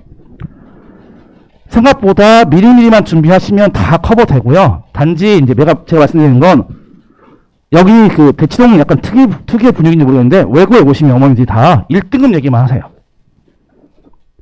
그리고 맨날 하시는 말씀이, 2등급까지 맞아야 되지 않아요? 얘기를 하시는데, 대원외고는 3등급 맞아도 대학 가는데 아무 지장이 없어요. 실제로 서울대 가는 애들이 1점대 하고 있는 건 아니에요. 전교생에 3년 합쳤을 때 1점대가 아예 안 나온 적도 있어요. 많이 나와야 2~3명 나오고 있고, 올해 유독 좀 많이 나올 것 같아서 뭐 5명 나올 수도 있을 것 같다, 뭐 이런 얘기가 돌고 있긴 한데, 생각보다 쉽지가 않거든요. 그게 무슨 얘기냐면, 생각보다 어머니 생각하시는 것보다 성적이 높아야지 대학 가고 있는 건 아니고, 근데 문제는 그 점수대가 많은 거예요. 애들이 매번 시험 다 잘 볼 수 있는 게 아니기 때문에 왔다 갔다 하는 게 있다 보니까, 그래서 적당한 정도에서만 유지하고 계시면 대학 가는 아무 지장이 없는 거고, 근데 제일 큰 문제가 뭐냐면, 자, 어떤 애가 자기가 4등급 문 열었다고 망했대요. 그래서 어머니 와갖고 자기 4등급인데 어떻게 하려 하시는 거예요. 근데 반에서 7등이면 4등급이 뜨거든요. 근데 어머니 생각하시는 4등급이랑 반 등수랑 아예 갭이 달라요. 그러니까 반 7등이면 잘해요. 실제 얘기하면 대원외고가 뭐 서울대를 뭐 매년 예를 들어서 50명 간다. 그럼 대충 반에서 4~5명은 서울대를 가는 거예요. 그럼 반에서 7등 하는 애는요, 못 가도 연고대 가겠죠. 그렇죠? 서울대보다 고대 훨씬 많이 보내갖고 있긴 하니까, 연대는 뭐 좀 적게 하고 있긴 한데. 그러니까 어머니 생각하시는 거랑 이게 다른데 잘 모르시고, 이게 막 섞이잖아요. 정보가 외고 정보랑 일반고 정보랑 뭐 자사고 정보 섞이니까 헷갈려 하시는데, 그러니까 제가 말씀드리는 건 3등이나 맞으셔도 아무 문제가 없어요. 전혀. 그러니까 잘 생각하셔야 할 게, 우리 애가 수학이 1등급이다라는 거는 욕심이에요. 왜냐면 그 정도 맞는 애들은 꽤 들어와요. 그러니까 거기서 실수했냐 안 했냐가 왔다 갔다 하는 거고, 그러니까 내가 목표가 1등급이다 그러면 현실적으로는 1, 2등급 내서 움직인다 하시면 되는 거고, 두 번째 목표가 나는 이과는 붙어서 수업 엄청 잘하는 게 아닌데 그러면 3등급 딱 보시면 돼요. 그까지 공부하는데 이제 저희가 마지노선 보는 게 뭐냐면, 수투를 본 적이 있느냐까지 보는 거예요. 조금 더 욕심내면 수1에서 삼가함수 계산이 좀 빠르냐, 로그 계산이 좀 빠르냐. 왜냐면 이해도가 문제가 아니고 계산 속도가 안 나와서 못 따는 애들이 너무 많아요. 투자를 안 하니까. 이건 어차피 투자에 문제인 거잖아요. 저희가 초등학교 6년 동안 아무것도 안 배워요. 생각해보면 꽤 오랜 시간 동안 학교를 다니는데 6년 지나고 보면 아무것도 안 배운 것 같단 말이에요. 근데 그때 뭐 하는 거냐면 계속 연습시키는 거야. 학교에서 익숙해지게. 그 연습을 하셔야 되는 거니까, 그래서 일정 보시고 수학을 우리 애가 지금 현재 어디까지 하고 있고 어디까지 해야 될 건지를 고민하시는 게 맞는 거고, 설명이 길어지면 안 되니까 혹시 뭐 자세히 상담 원하시면 뭐 저 따로 학원에 물어보시면 제가 연락처 주실 테니까 물어보셔도 되고요. 제일 중요한 건 어디까지 할 거냐 문제에서 수투 꼭 보시면 좋겠고요. 근데 우리 애가 진짜 수학이 약하다, 그러면 고민하실 게 뭐냐면 대원외고를 갈지 말지 이렇게 고민하시는 게 맞아요. 그러니까 외고가 대원외고가 있는 건 아니잖아요. 딴 학교도 있는 거니까. 그래서 제일 많이 고민하시는 게 대원, 한영, 대일, 그 다음 명덕 정도에서 고민하시는데, 명덕 뭐니까 하지 마시고요. 셋 중에 고민하시는데, 특징이 대외고는 야자가 선택해서 빠질 수 있어요. 유일. 그래서 학원이 주로 애들이 일주일에 이제 가는 날이 다 달라요. 야자 시간 다르니까. 근데 다른 학교들은 딱 정해져 있어요. 수요일, 토요일, 일요일밖에 안 되거든요. 나머지 시간 다 야자를 해야 돼요. 그러니까 대충은 이런 정보부터 시작해서, 대외고 같은 경우에는 생각보다 시험이 어렵게는 안 나오는데 최근에 어렵게 내고 있어요. 왜냐면 교장 선생님이 열받아가지고 한번 수학생 모아놓고 한 번 다 난리 쳤어요. 한번 그따위로 같이 거냐고.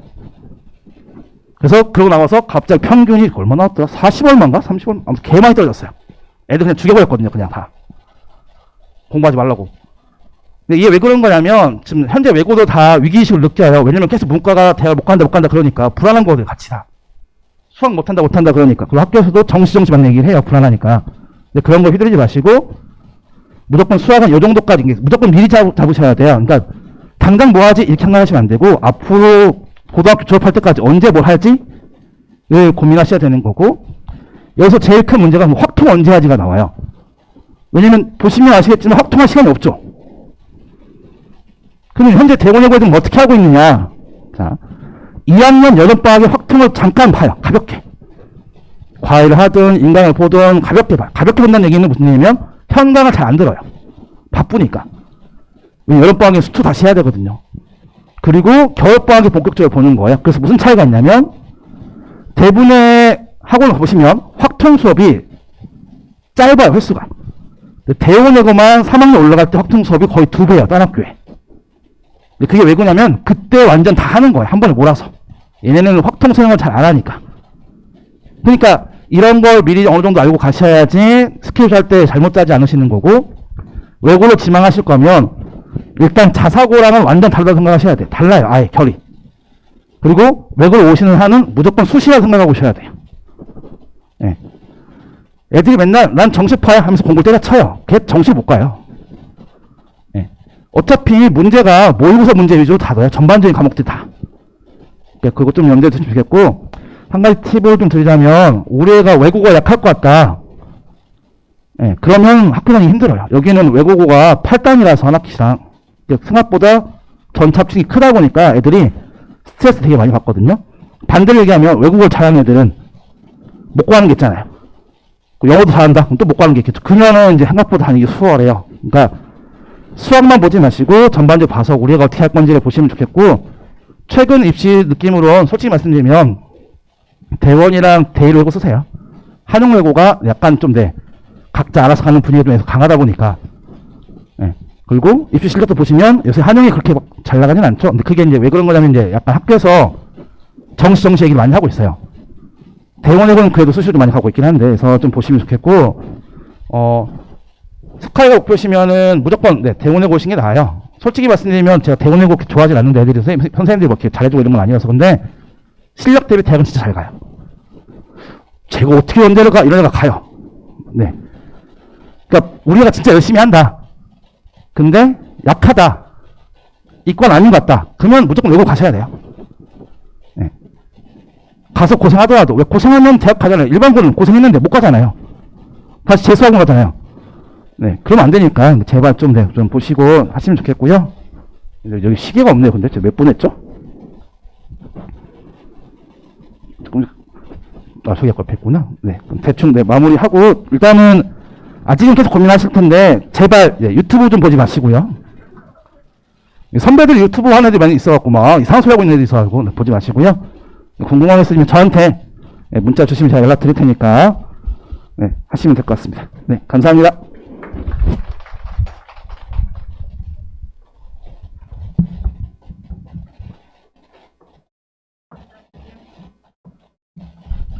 네, 선생님 성함이 장두천이세요. 자, 겨울에 합격을 하시고 꼭 선생님이랑 수업을 같이 하시면 좋을 것 같고요. 한 가지 제가 이제 갑자기 선생님 설명을 뒤에서 들으면서 어머님들한테 꼭 이 한마디를 드렸으면 좋겠다 했던 게 뭐냐면, 여기는 사실은 다 문과를 하려고 하는 학생들이잖아요. 꼭 가세요, 외고. 대원을 가셔도 되고, 선생님 뭐 한영은 별로라 했지만 사실 한영도 되게 좋은 학교예요. 한영을 가셔도 되고, 대일외고를 가시든 어디를 가시든 가셨으면 좋겠는 게 뭐냐면, 이거는 약간 여담이긴 하지만 이 근처 여학교에서 1학년 학생들을 데리고 2학년 갈 때 문과를 갈 거냐 이과를 갈 거냐를 미리 한번 조사를 했대요. 아직 이제 2학기까지를 가지 않아서 학생들이 확정은 안 됐지만 한 명이었대요. 한 반에 한 명. 문과가 없어요, 어머님. 이 동네에. 그렇기 때문에 외고는 문과만 모아놓은 거잖아요. 그러니까 인원이 그래도 좀 되잖아요.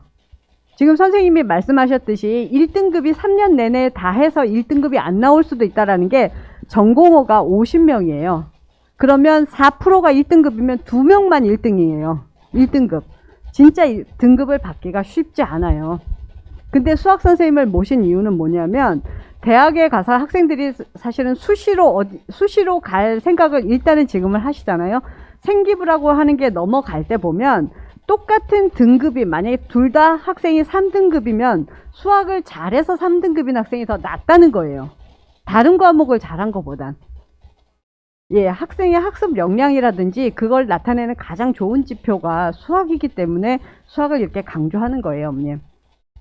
그래서 꼭 다 외고를 가셨으면, 문과라고 생각하시니까 어머님들이 가서 덜 고생을 하실 거예요. 마음고생을.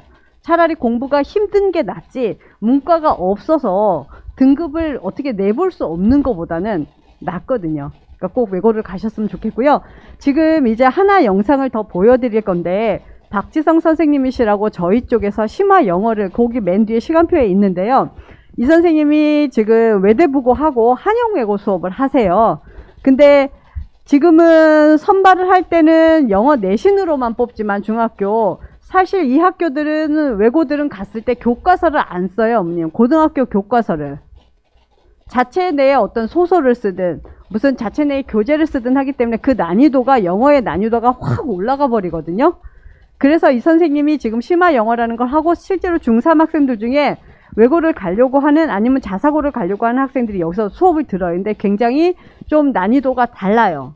그러니까 시곡도 갖다 쓰시고 뭐 테드나 이런 것들에서 이제 뭐 스크립터도 갖다 쓰시고 난이도가 좀 다르긴 하지만 이렇게 공부를 하고 가야 영어도 되거든요. 그러니까 선생님이 오셨으면 좋았는데 오늘 지방에서 수업이 있으세요. 그러셔가지고 선생님이 영상을 하나 찍어주셨거든요. 그러니까 어머님도 한번 보시고 여러 가지 수업들이나 뭐 이런 것들에 대한 도움을 받으셨으면 좋겠습니다. 그리고 영상 보시고요. 오늘 설명해 주신 선생님들이 밖에서 기다리실 거예요. 저 뒤에서. 그러니까 뭐 개별적인 질문을 하셔도 되고 요 앞에 나와서 질문들을 받으실 거니까 궁금하신 건 다 해결하고 가시고 예, 수업을 좀 많이 신청해 주셨으면 좋겠어요.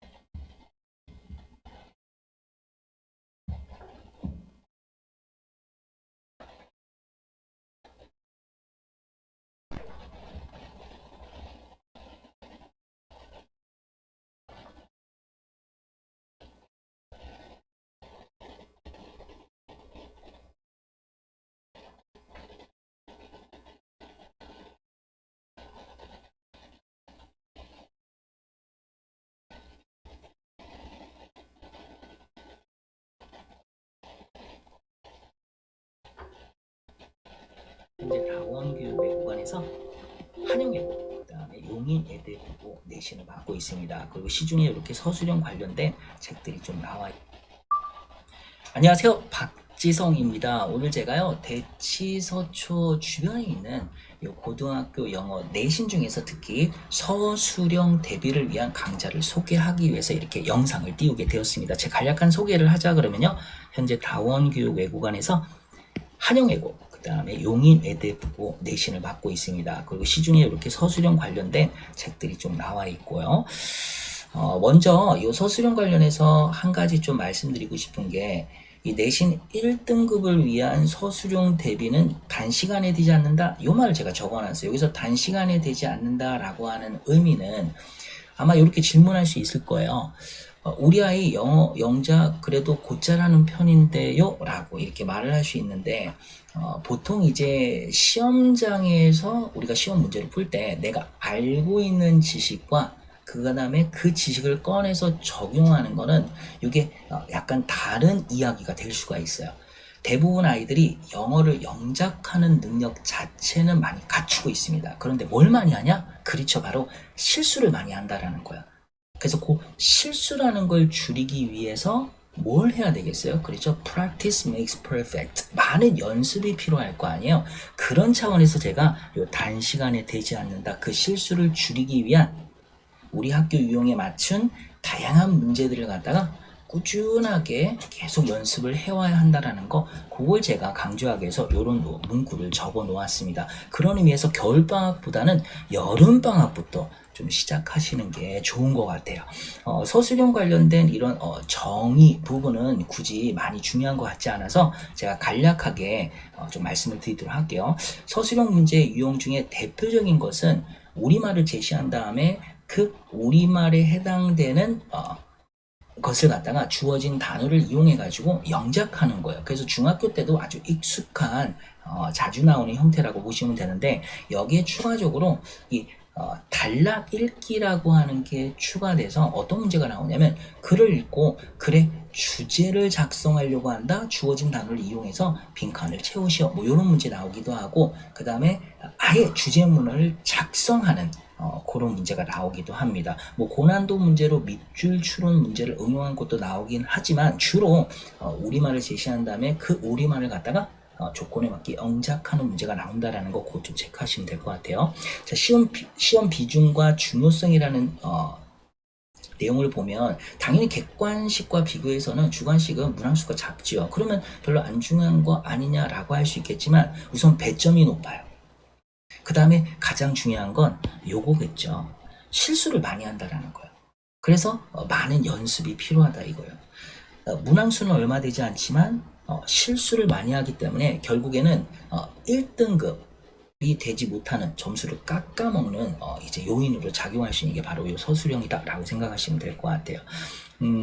서술형 문제 유형과 응용, 요 이제 파트에서 제가 설명해 주고자 하는 내용들이 좀 있지만, 먼저 요거는 좀 기억하시면 좋을 것 같아요. 서술형 문제도 다양한 유형으로 현재 진화하고 있다. 요걸 좀 생각을 하셔야 돼요. 어떤 의미냐면요, 제가 특정 학교의 기출을 갖다가 이렇게 뽑아서 한 3년치를 뽑아가지고 비교를 하게 되면, 예전하고 그 다음에 가장 최근의 시험의 서술형이 유형이 다른 것들이 좀 있습니다. 이건 무슨 말이냐, 학교 선생님들이 예전에 냈던 문제를 갖다가 그대로 이렇게 매년 반복해서 내지 않는다라는 거죠. 아무래도 학교 선생님들도 다른 학교 이제 시험지도 볼 것이고, 본인 스스로 뭔가 공부를 해가지고 또 새로운 유형을 개발한다면 당연히 수업 시간에 언급도 해주겠지만, 그렇게 계속 이런 시험 문제들이 현재 진화하고 있다는 거. 그럼 대비하는 측면에서 어떻게 해야 됩니까? 아까 말씀드렸듯이 내가 보내고자 하는 아이를 보내고자 하는 학교가 있을 거 아니에요. 그 학교 기출 또는 그거와 유사한 문제만 푸는 게 아니라 주변 학교들 또는 이제 전국 단위로 좋은 문제들을 갖다가 뽑아가지고 연습을 시키면 된다 이거예요. 그래서 서술형 문제도 현재 뭐하고 있다? 진화하고 있다 라고 하는 거, 그건 좀 기억을 해두시면 됩니다. 서술형 문제 유형과 응용인데, 기본적인 유형은 너무나 단순해요. 우리말을 제시한 다음에 그걸 갖다가 구나 문장 단위로 영작하는 거, 당연히 조건부가 있는 경우가 있고 없는 경우가 있고, 그 다음에 아까 말씀드렸던 대입학 능력과 관련해서 주제, 제목, 요지 이런 거 작성하는 게 있고, 특정 정보나 아니면 밑줄 추론과 관련해 가지고 이런 다양한 유형들이 나옵니다. 자, 여기서 이제 제가 조금 강조하고 싶은 거 뭐냐, 아이가 가는 학교가 이제 선생님이 유난히 재진술, 다시 말하면 원문을 그대로 활용하지 않고 재진술 문장을 가지고 문제를 만드는 걸 좋아하시는 분들이 있어요. 근데 요즘에 대부분 학교들이 이런 경향들이 좀 있습니다. 그냥 원문을 그대로, 왜냐면 암기해가지고 문제 푸는 걸 방지하려고 하는 거죠. 근데 어느 정도까지 재진술이 나오냐라고 했을 때 아주 복잡한 건 아니고요. 이 단어, 즉 동의어를 갖다가 바꿔서 재진술하라, 뭐 재진술한 문장을 가지고 이제 문제를 만드는 경우가 제일 많아요. 동의어. 그 다음에 이제 어떤 특정 표현을 갖다가 이제 이 긍정과 부정이라는 측면에서 살짝 바꾸는 거죠. 이게 무슨 말인지 제가 설명해 보도록 할게요. 자, 밑에 한번 여기 예를 한번 볼게요. 여기서는 이제 절 단위 안에 표현되어 있는 이 한 단어의 동의어를 활용한 건데, 한번 문장을 보도록 할게요. I was surprised that, 나는 놀랐다. How pretty she turned out to be. 와, 걔 크면서 정말 이쁜 사람 된 거 보고 나 놀랐다니까, 이런 의미잖아요. 근데 여기 학교의 책에서는 pretty가 나왔어요. 근데 이건 갖다가 어떻게 살짝 바꿔놨냐, beautiful. 그래서 I was surprised that How beautiful she turned out to be. 이 단어 하나만 바꿔놨는데 이걸 갖다가 이제 순서를 바꿔놔가지고 영작하시오라고 하는 이런 문제가 나왔는데 아이들 같은 경우 이제 뭔가 질문을 암기를 하잖아요. 그리고 그 암기한 걸 갖다가 이제 가지고 시험장에 들어가는데 이 타임 어택, 이 일정 시간 안에 문제를 풀어야 되다 보니까 유난히 또 긴장을 많이 한다거나 아니면 심리적으로 뭔가 불안함을 많이 느끼는 아이들은 이렇게 단어 하나 바꿔놓은 거에서도 이제 좀 실수가 나와서 틀리기도 한다 이거야. 그 다음에 이제 또 이 응용되는 패턴 중에 하나가 이렇게 밑에 나와 있는 거로 부정어를 이렇게 활용한 동의 표현을 갖다가 응용해가지고 재진술이 나옵니다. 그래서 예문을 보면 I was completely ignored. 나 완전히 무시됐어. 제가 나 쌩깠어. 완전히 무시됐어. 이 말이 거잖아요. 근데 그걸 갖다가 이제 뒤에 밑에 보니까 not을 붙여놨지. I was not taken seriously 하고 이제 진지하게 받아들이다 라고 하는 표현을 갖다가 앞에 not을 붙여가지고 너 무시당했어 라고 하는 걸 이렇게 살짝 바꿔놨는데 이렇게 나와버리면 아이들이 굉장히 당황하게 됩니다. 당연히 이제 수업 시간에 이런 거에 대한 동의어를 설명해 주기도 하겠지만 보통 시험이 닥쳤을 때 본문 암기하는 거에 시간도 많이 투자하다 보니까 그래서 이런 부분에서 이제 재진술 연습을 굉장히 많이 해줘야 돼요. 재진술. 그래서 제가 보통 이 서술형 관련된 수업에서 가장 중요하게 여기는 것 중에 하나가 정직한 영작을 잘하는 건 당연히 중요하겠죠. 정직한 영작. 그런데 여기에 응용된 재진술이 활용된 영작도 굉장히 강조한다라는 거 그거 좀 생각해 주시면 될 것 같아요. 자, 그래서 간략하게 제가 이런 서술형과 관련된 이야기를 했는데 제가 이번에 이제 준비한 강좌의 특징은 시중에 나와 있는 뭐 제 책이 되었던 아니면 남체가 이런 보편화되어 있는 책을 가지고 수업하는 게 아니에요. 여기 적어놓은 것처럼 대치동이랑 서초동 이 고등학교 기출 문제를 철저히 분석한 다음에 이를 바탕으로 자체 교재를 만들었습니다. 이때 자체 교재를 만들 때 당연히 제가 시중에 출간해 놓은 이 책들을 어느 정도는 방영을 하겠죠.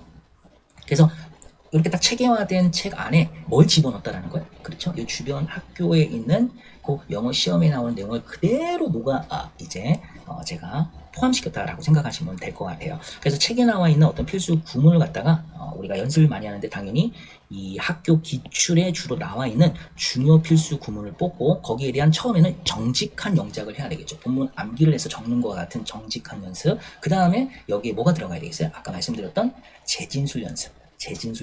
사실 재진술 나왔다 그러면 많이 틀립니다. 그 부분에 이제 많은 연습을 해야 어머니도 원하고 아이가 원하는 1등급을 받을 수 있다는 것을 생각해 주시면 될 것 같아요. 그 다음에 당연히 단락 읽기. 그래서 제가 이 교재도 포함시켜 놓은 거거든요. 우리가 단락을 읽고 주제도 적을 수 있어야 되니까. 그런 것도 다 포함되어 있다고 생각하시면 될 것 같아요. 이제 마지막으로 제가 아까 한번 잠깐 이렇게 드렸지만 서술형은 기본적으로 정직한 패턴으로 우선 많이 나와요. 그래서 practice makes perfect. 많은 연습을 하면 어느 정도 점수가 나오게 됩니다. 근데 여기에서 아까 우리가 재진술이 나올 수 있다고 그랬잖아요. 그래서 제가 이거 살짝 붙여놨습니다. with application skills. 그래서 응용 능력도 어느 정도는 있어야 돼요. 그래서 정직한 영작과 그 다음에 재진술이 함께 이루어지는 요 수업이라고 생각하시면 될 것 같아요. 지금 많이 준비하고 있거든요. 그래서 아이들 이렇게 교실에서 만나볼 수 있으면 너무 좋겠습니다. 여기까지 하도록 하겠습니다. 감사합니다.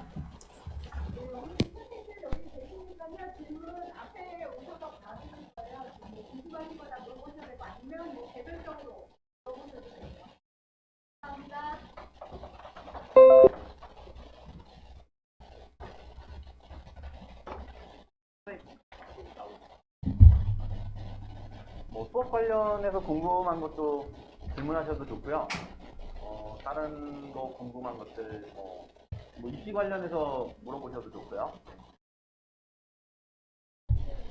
네. 네.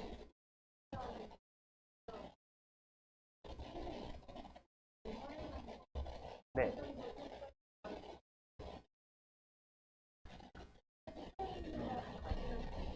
네. 네네.